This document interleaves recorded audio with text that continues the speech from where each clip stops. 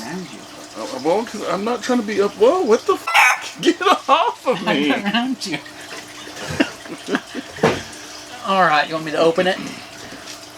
I don't have anything to open when you say that. Yeah, I know. Damn. You got some coffee to sip on, though. I do. I want some coffee. Sip on that coffee. I'm going to sip on it. I'm grateful for this coffee. I'm grateful for the coffee, too. All you coffee supporters out there who buy us cups of coffee. Coffee supporters. Yeah, thank you very much. You guys know who you are. We are going to do a budget upgrade update number 3. Third one?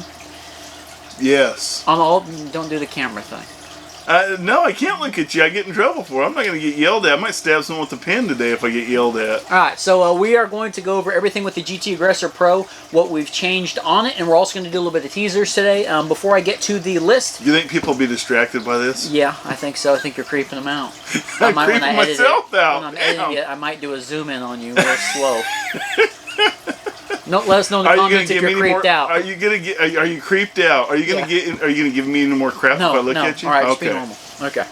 All right. So before we go over the list, like I said, we're gonna go over a few teasers. At the end of this video, we're gonna talk about some new bikes that we got here recently. We're gonna talk about some little changes to do with the GT Aggressor Pro that we've done that you guys haven't seen yet, and of course those new 2 bikes. But we are going to talk about everything right now, and then we're gonna get into everything also we've done, or just where it's at now. Just where it's at now, but we're gonna talk about the cassette after I get done with this. The new cassette that we've been teasing about on all our tire videos. Some teasing. Yeah, we're going to talk about that new cassette. There'll be teasing over the cassette, yes. There's no teaser, it's on video. We'll talk about it. Once one of our viewers was really adamant that you were going to hate the 11 to 34 and you were going to eat your words on that, basically. Stephen Thomas. Okay, well, he was right. Yeah, Stephen Thomas, you're right. Okay. But can we wait and get to that? No, You're killing me. I'm trying to go through everything so far. Well, good for you. Now you know how I feel. Let's get the cassette out of the way. Yeah, let's get the cassette out of the way. Like he was saying earlier, Stephen Thomas, this guy was just non-stop on Jeremiah. I don't care how strong you are, how strong you think you are. Let's not go over the top. He wasn't quite going that far. No, but basically it was giving me crap. It's like, dude, he said, dude, you're not going to like that. You're not going to like the 11 to 34 tooth. And Steve, you are right.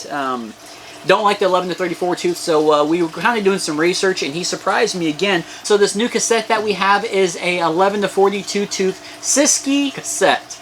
How much was it?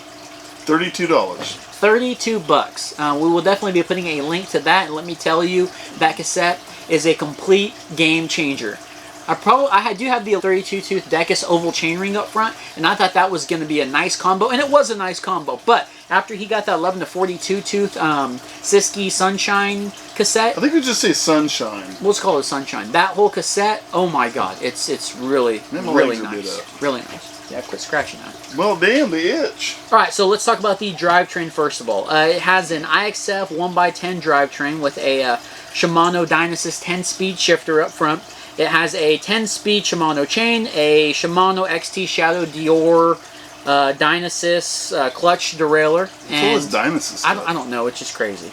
The derailleur, you already said what you're running. Mm-hmm. You have not. I mean, you're still happy. Not really. With it? I mean, I'm really happy with it. I mean, it's great. It's really good. The chain, which we already done something on, you are saying that you're not sure if you like the Shimano chain that much. Don't get into detail. Just you're not sure if you're super happy with it. Yeah, I'm not sure. It's already popped on me. The Shimano, they give you this little metal stud deal you're supposed to put in there with the chain breaker, which I did. I did it properly, and it broke on me the other day, and I busted the heck out of my shin. So I'm not really a fan of that whole deal. I took it out. Well, after it busted, I had no choice, and I had to add another link in their master link just to fix it. So the Shimano chain for $35 or $25, whatever it was, not a fan of it. Okay, the IXF Crankset. IXF Crankset has been nothing but great. There has been a few guys said they've gotten the IXF Crankset and they've accidentally stripped it out on the non-drive side, which I don't know how you do.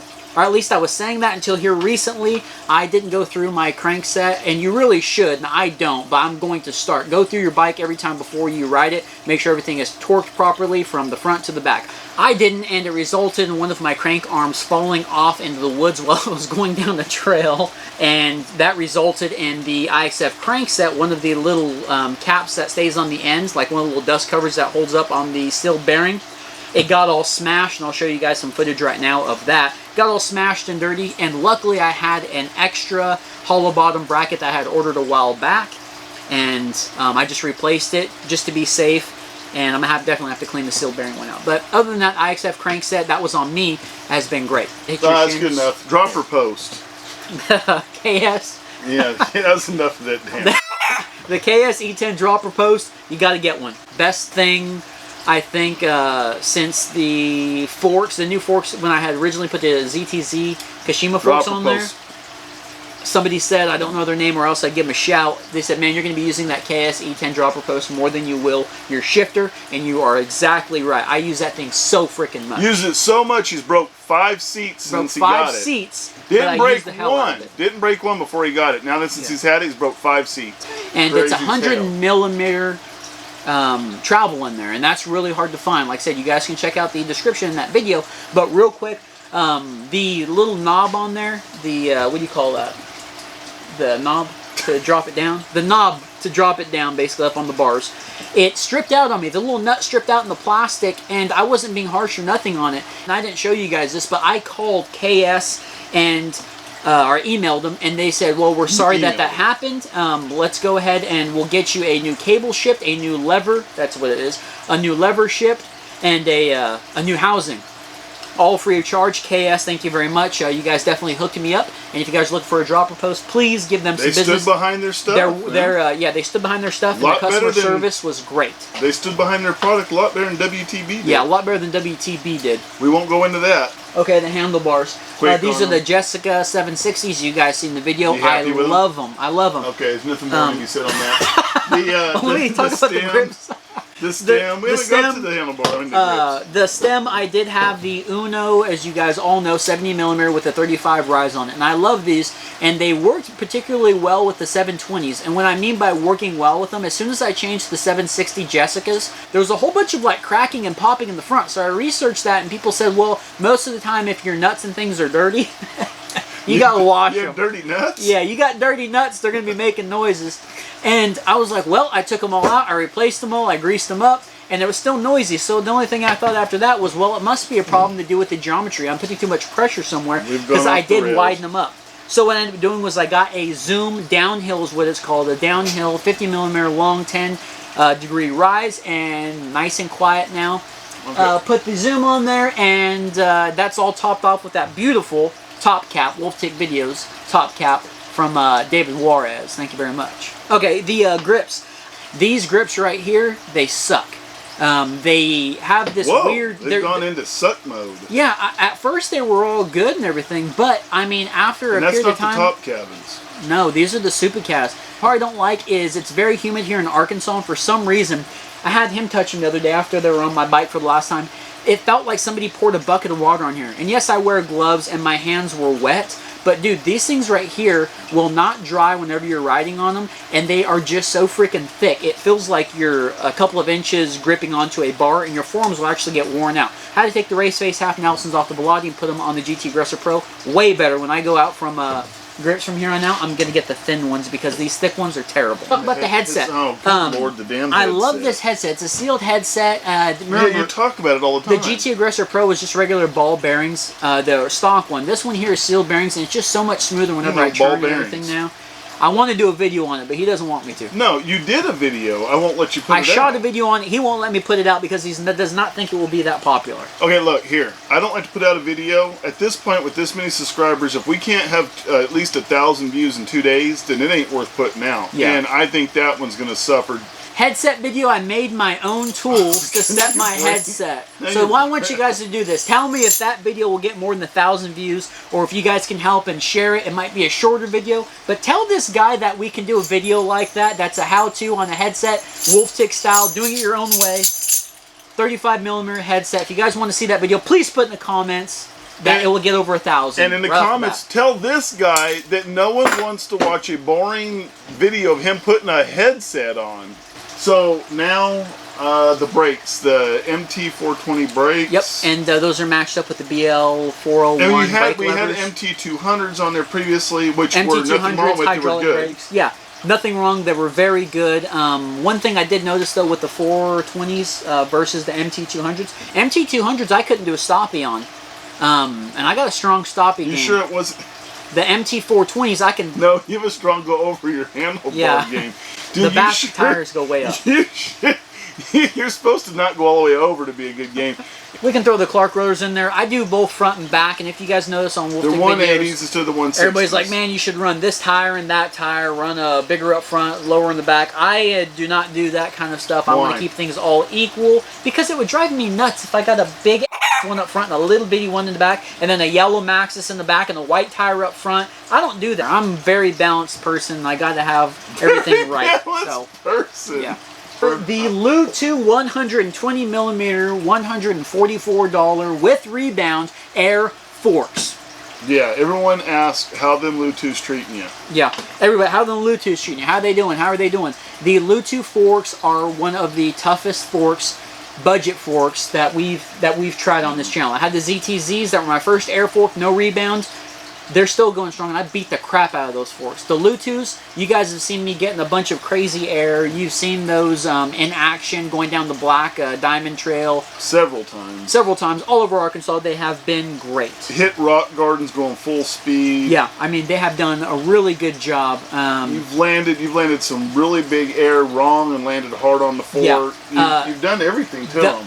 Now, here recently, I took them out to the Black Diamond and doing one of the tire tests. At the end of the trail, when I was going over just some really light stuff, I heard a clicking noise. I thought it was the GoPro mount on the handlebars, but it wasn't. Where the rebound attaches to, basically that little rebound deal, I don't know how it did it. It got itself unscrewed from that piston that sits inside of that deal, and that's where the clicking was happening from. I don't like that. But that's the only thing. It had gotten loosened a little bit and it was clicking on. So there. It's okay. It's not broke. It's fine. I just screwed it back on there. So they've been pretty good. Do you have a problem with the slack, the change in the geometry with the longer fork? Yeah, that's one of the questions that we get a lot too. Is does the slack make that much of a difference? Now I will tell you, the slack does make a pretty good amount of difference when climbing. I've never been a lockout guy to use on the forks, but with these ones, I'm starting to use the lockout because you'll get so much bounce going to where your back tire will just start spinning. So it's changed up that geometry quite a bit, and I think that's one of the big problems with the cracking noise up front was to do with the stem, you know. Keep me so long-winded. So number one thing you should do if you have a GT Aggressor Pro, in your opinion, is tires. Tires. Okay. Number two thing to look at would be, this is after you got used to the tires. Probably tires and the air forks. Air fork. Yeah. Lighten up that front. Yeah, it took off of the original like 4 pounds. It's crazy. Okay, this is top 5 that you feel on GT Aggressor Pro. Number 3 is... Number 3 would be your bars, your bar length. A little narrow, a little hard to traverse and everything with narrower handlebars. Go wider handlebars with not such a rise. Go with a wider, make sure it's aluminum bar, and stem. What size? Probably anywhere from a 720 to a 740. 760 might be a little much for beginner riders, but I'd say anywhere from a 720 to 740 bar. Okay, number 4. Pedals. I had such a problem with my pedals, and that might be even somewhere where people might be looking at a little bit to do first, because it's such a cheap thing to upgrade. I think pedals should be number 1 or 2. Yeah, I would say pedals are number 4. Okay, and then the fifth one, the first 5 things you should do. Fifth one would be, I would say, to get an IXF Crankset. Make your bike a 1x. It just takes so much more weight, and I think like everybody tells us, man, I don't even use my 3rd chainring or my 1st chainring. I stay up on that 2nd one. And I think that's the best upgrade you can do, number 5, or your best set of upgrades you can do with your GT Aggressor Pro. We have the tires, a fork, handlebar and stem, pedals, and an IXF crankset is what I would do if I were you, or you guys should look at doing. I think I'm a little different. I think your number 1 would be probably pedals. Okay. Number 2 would probably be tires. Number 3 is that chain slap is nasty, so something to help the chain slap. So either go to the 1x and shorten your chain. So I'm going to say 1x and shorten the chain is number 3. Okay. And then I'm going to say then maybe the handlebar and neck, or excuse me, stem. I know it used to be neck in my day. That'd be number 4. And then number 5 would probably be the fork. The fork, okay. Yep, I think that would be mine. Pretty much the same stuff, just a little different order there. A little different order. Alright, so the next project that we're happy to announce. Good. The next video coming out, or the next project? No, next project. Okay, next project. I don't talk about next video. This is a big one. We are? We're talking about this. No, we're talking about this bike, and then we're going to tease the next video. Go ahead. Oh, God. This bike I'm just as excited about as when I got the GT Aggressor Pro. The bike, you guys can give your guesses down. I'm sure some of you already know, because you know what? They'll know what bike it is for sure. You think so? Oh, absolutely. Anyway, so let's just say this. It's a 29er. We might call it Humpty Dumpty. Humpty Dumpty. It's a 29-inch mountain bike.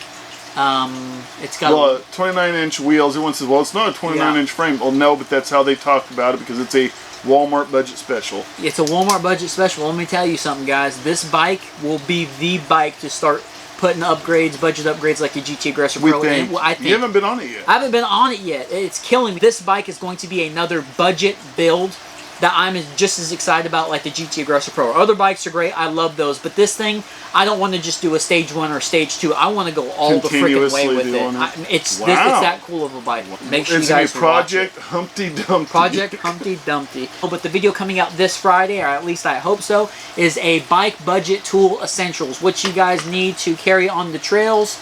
In our opinion, things that you can use to work on your bike, things that you can carry on your bike in case you get a flat, and make sure you're staying hydrated.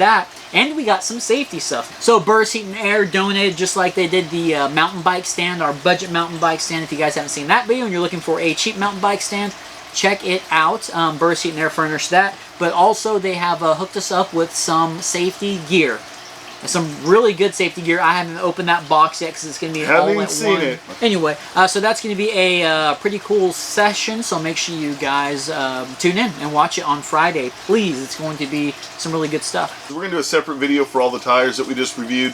We're going to take, what are you doing? See if I can, we're going to take the 4 tires in the budget tire series, and we're going to rank them, and we're going to have a Wolf Tick video exclusive ranking system that has a grading system, which is, it's going to be a train. Yeah, we're going to grade them, and we're going to have a list, and we're going to go off of that list on the 4 tires. So that's not going to be on this video. It'll be another video, and that will be on the Goodyear Escapes, the Vittoria Barzos, the Kenda Amrax, and the Maxxis Minion SSs. There you go. It'll be on those tires for the 27.5 inch, and then I don't know, maybe after that we might get into some 29er tires. So we do have some affiliate links in the description for your guys' convenience if you guys want something that the GT Aggressor Pro has on it. Doesn't cost you any extra, and we might make $1. Yeah, we might make $1 or $2, so it'll definitely help us out in that category as well. But make sure you guys check those out. And if there's something that you don't see down there, but you're really interested in, just let us know in the comments, and we can do our best to try and get you a link or put it in the description.